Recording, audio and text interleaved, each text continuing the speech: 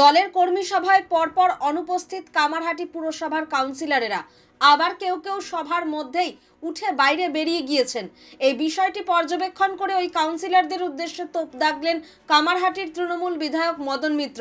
তার হুঁশিয়ারি, এবার উপস্থিতি এবং অনুপস্থিতির হিসাব নেওয়া হবে, সেই অনুযায়ী ব্যবস্থা হবে।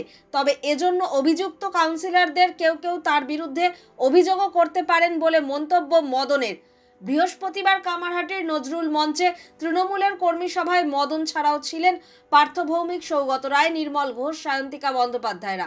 সাংসদ এবং বিধায়কেরা থাকলেও পুরসভার বেশ কয়েকজন কাউন্সিলর অনুপস্থিত দেখে রেগে যান কামারহাটির বিধায়ক। তিনি বলেন, অনেক কাউন্সিলর আছেন যারা পরপর 5টি মিটিংয়ে অংশগ্রহণ করেননি।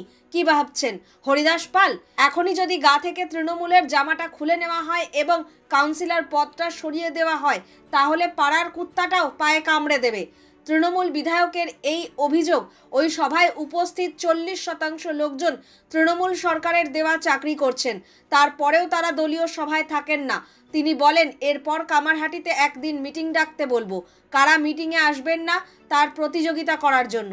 কান খুলে শুনে নিন, 24 ঘন্টার জন্য মমতা বন্দ্যোপাধ্যায় যদি ঘোষণা করে দেন কামারহাটিতে তৃণমূল বন্ধ করে দেওয়া হবে, বাড়িতে থাকতে পারবেন না, তৃণমূল নেতাদের পায়ে এসেই পড়তে হবে। এখানেই শেষ হয়নি মদনবান। তিনি অনুপস্থিত কাউন্সিলরদের বিদ্ধ করতে গিয়ে বলেন, অবিলম্বে এমএলএ অফিসে রিপোর্ট দেবেন, প্রতিদিন অন্তর ওয়ার্ডের থেকে রিপোর্ট নিন, কজন কর্মী আসছে প্রত্যেকটা ওয়ার্ডে যান, সই দেখান। এমন অনেক কাউন্সিলর আছেন যারা পরপর 5টা মিটিংয়ে আসেন না। বিধায়কের সংযোজন, আমার নামে অভিযোগ হতে পারে দলের কাছে, কর্মী সভায় এইসব বলার জন্য।